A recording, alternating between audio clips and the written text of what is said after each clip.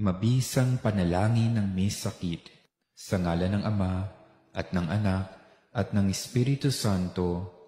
Amen. Diyos Ama sa langit, ako ay dumudulog sa iyo ngayon, sa isang panahong kailangan kita. Sa pamamagitan ng iyong kapangyarihan, nilikha mo ako.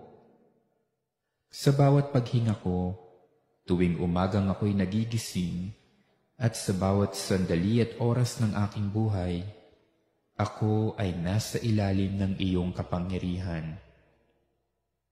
Sa pamamagitan ng kapangyarihan ding ito, Ama, hinihiling ko na hipuin mo ako ngayon, sapagkat kung ako ay iyong nilikha mula sa kawalan, nakatitiyak ako na lilikhain mo akong muli.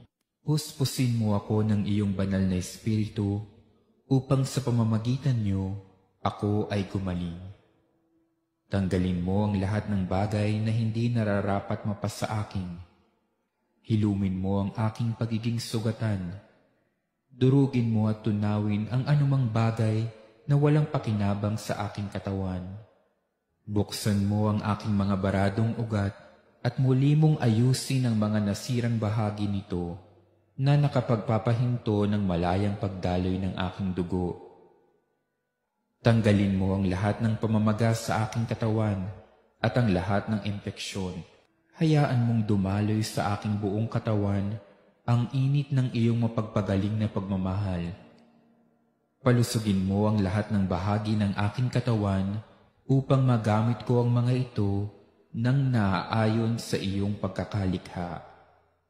At sa lahat ng mga ito, Ama, ibalik mo ang kalusugan ng aking kaluluwa, puso at isipan, nang sa gayon ay mapaglingkuran kita sa nalalabing panahon pa ng aking buhay.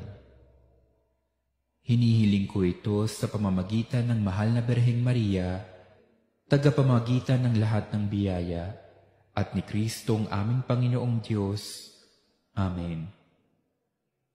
Aba, Ginoong Maria, napupuno ka ng grasya, ang Panginoong Diyos ay sumasa iyo.